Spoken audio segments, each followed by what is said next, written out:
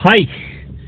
'Arjun son of Vyjayanthi IPS' అంటే ఈ movie అయితే మాత్రం మనకు తెలుసు కదా! 'Kalyan Ram' and lady Amitabh and super star విజయశాంతిని ఈ మూవీలో నిజంగా విజయశాంతి గారిని తీసుకుంటే ఏ టైప్ ఆఫ్ క్యారెక్టరైజేషన్ తన క్యారెక్టర్స్‌ను ఎంత ఇంపార్టెన్స్ ఉంటుంది, ఎంత ఇంపార్టెంట్‌గా బిల్డ్ జేసింటారు. అందులోనూ మనం ట్రైలర్‌లో చూసినట్టు యాక్షన్ ఆఫ్టర్ 'కర్తవ్యం' తర్వాత ఆ టైప్ ఆఫ్ వైజయంతి మూవీస్ తర్వాత ఈ మూవీ అంటే ఈ ఏజ్‌లో కూడా తను యాక్టింగ్ చేసిన యాక్షన్‌తో పాటు యాక్టింగ్ అనేది కామన్, యాక్షన్ అనేది కామన్. కానీ ఈ ఏజ్‌లో కూడా యాక్షన్ చేయిపించిన విధానం అయితే గనుక మామూలుగా లేదు.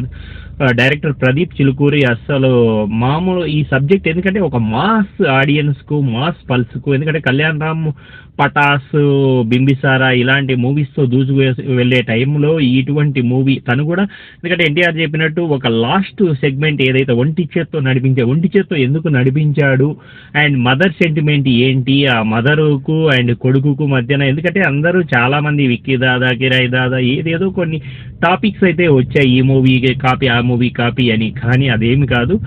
ఒక మదర్ సెంటిమెంట్‌ను కొడుకు కూడా ఐపీఎస్ కావాలనుకున్న వాడు ఒక గ్యాంగ్‌స్టర్‌గా వైజాగ్ లాంటి ప్రదేశంలో ఉండి ఎందుకు గ్యాంగ్‌స్టర్‌గా మారాడు అండ్ తల్లియే తన మీద ఒక కేసులు పెట్టేంత రేంజ్‌కి ఎందుకు ఎదిగాడు అండ్ తల్లి అంటే ఎంత ప్రేమ, కొడుకు మీద తల్లికి ఎంత ప్రేమ అనేది ఈ మూవీలో ప్రెజెంట్ చేసిన విధానం అయితే చాలా బాగుంది. అండ్ మూవీ కూడా మాస్ ఆడియన్స్ అంటే సాంగ్స్ కొంచెము ఎందుకంటే బిఫోర్ మూవీస్‌తో పోల్చుకుంటే అంత ఇంపాక్టబుల్‌గా సాంగ్స్ అయితే లేవు గానీ, యాక్షన్ ప్యాక్డ్ అయితే మాత్రం మూవీ ఫస్ట్ నుంచి లాస్ట్ వరకు విలనీని కూడా చూపించిన విధానం చాలా బాగుంది.